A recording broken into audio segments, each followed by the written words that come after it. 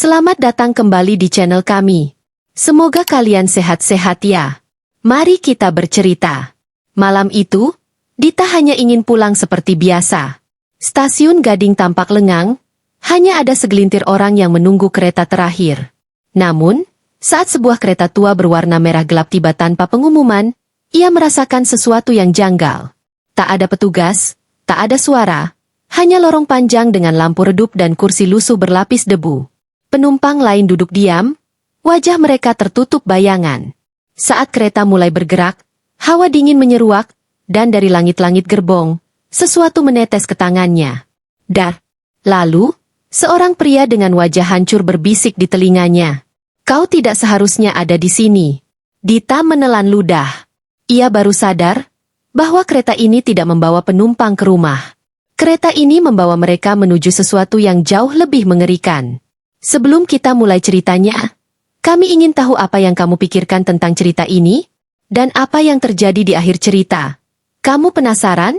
Jangan nonton sendiri malam-malam dan keraskan volumenya. Dan tulis komentarmu walaupun sekedar menulis asal kotamu di kolom komentar. Malam itu, langit tampak gelap tanpa bintang, hanya ditemani rembulan samar yang seakan enggan bersinar. Hujan rintik-rintik membasahi peron stasiun Gading yang terlihat sepi. Jam menunjukkan pukul 23.45, dan hanya ada segelintir orang yang menunggu kereta malam terakhir. Dita, seorang mahasiswa yang baru pulang dari perjalanan jauh, berdiri di pinggir peron. Ia merapatkan jaketnya sambil melihat ke arah jalur kereta. Stasiun ini memang terkenal angker. Banyak cerita beredar tentang penampakan-penampakan yang mengganggu para penumpang. Namun, Dita bukan tipe orang yang mudah percaya dengan hal-hal semacam itu. Tak lama kemudian, suara gemuruh mulai terdengar dari kejauhan. Dari balik kabut tipis yang menyelimuti jalur rel, muncullah sebuah kereta tua berwarna merah gelap. Kereta itu terlihat usang, dengan ket yang mengelupas di beberapa bagian. Anehnya, tak ada suara pengumuman kedatangan kereta dari pengeras suara stasiun. Dita mengernyitkan dahi. Ia melirik ke sekeliling, tapi orang-orang di peron tampak acuh tak acuh seolah tidak menyadari sesuatu yang janggal. Kereta itu berhenti di depan Dita. Pintunya terbuka perlahan dengan bunyi berderit yang menyeramkan. Tanpa pikir panjang, ia melangkah masuk. Begitu berada di dalam, hawa dingin langsung menyergapnya. Interior kereta tampak tua dengan lampu yang redup berkerlip, seperti hampir mati. Kursi-kursi berlapis kain merah terlihat lusuh, dan lorong panjangnya terasa begitu sunyi. Dita berjalan ke salah satu bangku dekat jendela dan duduk. Anehnya, tak ada kondektur atau petugas yang berkeliling memeriksa tiket. Penumpang lain pun duduk dalam diam, wajah mereka tertunduk, tertutup bayangan dari kapucon atau rambut yang tergerai. Perlahan, kereta mulai bergerak. Dita mencoba mengusir rasa tidak nyaman dengan menatap keluar jendela. Namun yang terlihat hanyalah pekatnya malam. Tak ada lampu jalan, tak ada bangunan, hanya kegelapan yang mencekam. Tiba-tiba, Dita merasakan sesuatu yang dingin menetes ke tangannya. Ia menoleh ke atas, dan jantungnya langsung berdegup kencang. Dari langit-langit gerbong, tetesan merah pekat menetes perlahan. Bau anyir mulai menyebar ke seluruh ruangan. Ia menelan ludah, berusaha tetap tenang. Perlahan, ia menoleh ke sekeliling. Seketika, napasnya tercekat. Penumpang di dalam gerbong bukan manusia biasa. Beberapa di antara mereka memiliki wajah pucat dengan mata kosong yang menatap lurus ke depan. Ada yang kepalanya terkulai dengan leher nyaris putus, ada pula yang tubuhnya berlumuran darah, seolah habis dicabik-cabik. Mereka semua duduk kaku, tanpa suara. Dita ingin berteriak, tapi suaranya tercekat di tenggorokan. Tangannya gemetar saat ia mencoba berdiri. Namun tiba-tiba seseorang di sebelahnya menggenggam pergelangan tangannya. Dingin. Ia menoleh, dan yang ia lihat adalah seorang pria dengan wajah hancur sebelah. Mata kirinya hanya berupa lubang menganga. Dari mulutnya yang robek, terdengar suara serak. Kau tidak seharusnya ada di sini. Jantung Dita serasa berhenti. Ia meronta, berusaha melepaskan diri. Namun genggaman pria itu semakin kuat.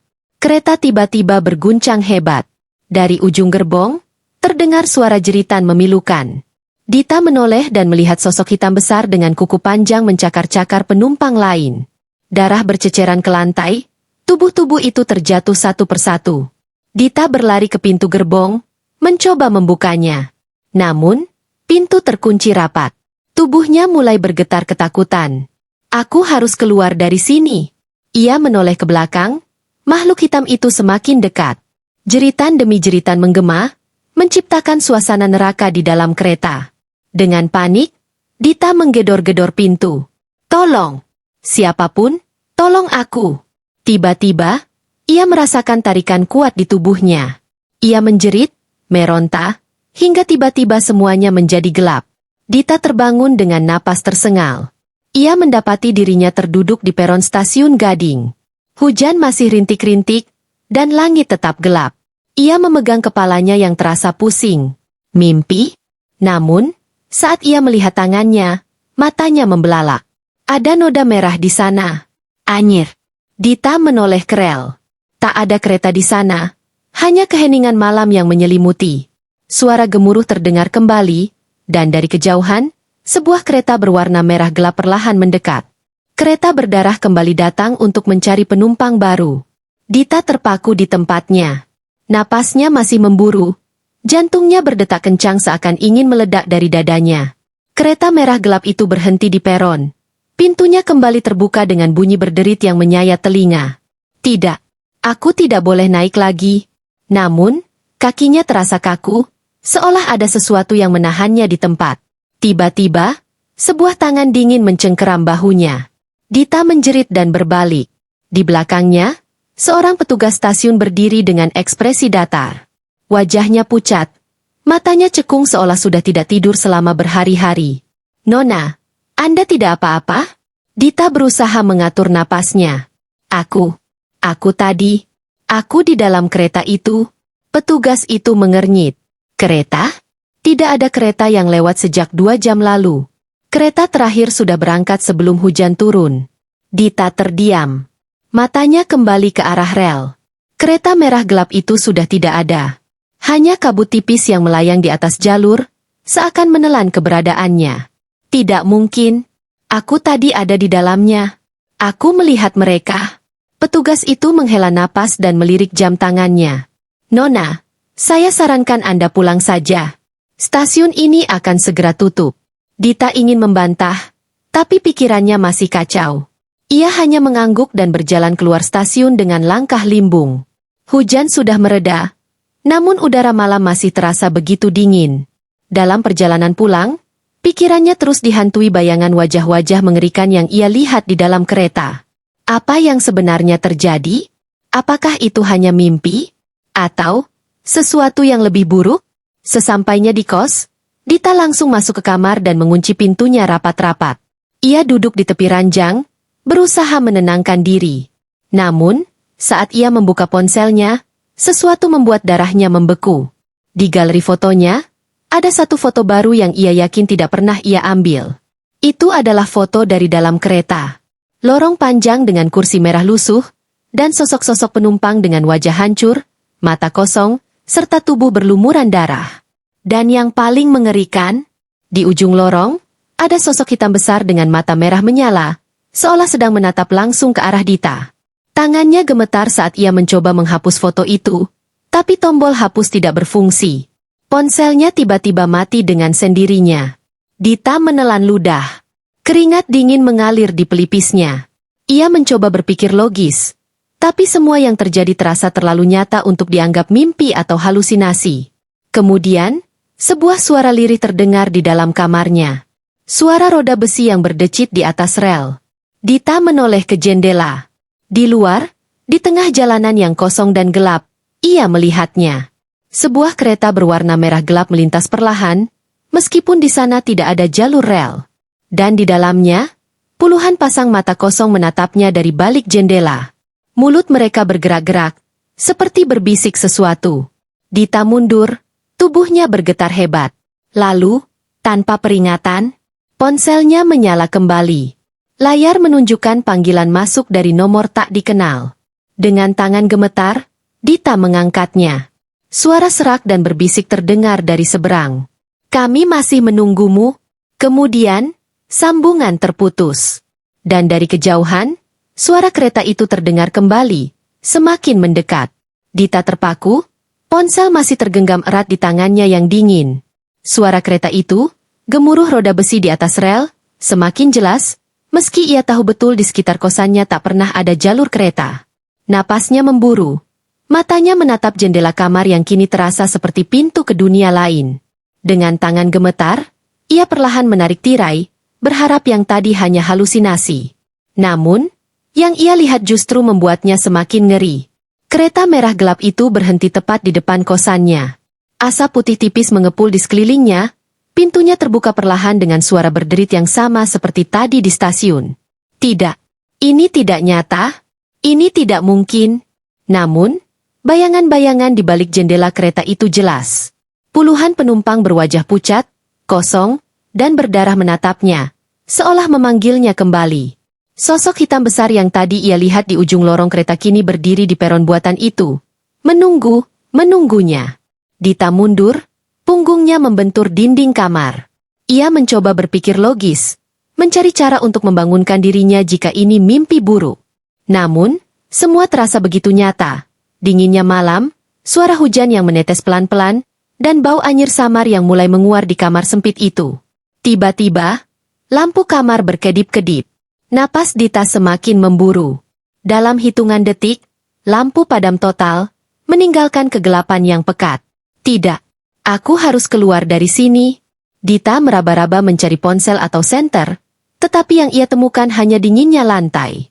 Lalu, suara langkah kaki samar terdengar dari luar kamar. Bukan suara langkah manusia. Langkah itu berat, menyeret, seperti sesuatu yang besar dan mengerikan tengah mendekat. Pintu kamar Dita bergetar, seolah seseorang baru saja menghantamnya keras-keras. Dita menahan napas, menutup mulutnya dengan tangan agar tidak mengeluarkan suara. Pintu itu kembali bergetar, kali ini lebih keras. Gagang pintu mulai berputar perlahan. Tidak mungkin. Dengan sisa keberanian yang ia punya, Dita berlari menuju jendela, bermaksud melompat keluar. Namun, begitu ia menyibak tirai, yang ia lihat bukanlah halaman kosan, melainkan lorong panjang gerbong kereta berdarah. Dita mundur dengan tubuh gemetar, mencoba memahami apa yang terjadi. Tapi pintu kamar akhirnya terbuka dengan keras. Udara dingin yang menusuk langsung menerpa wajahnya.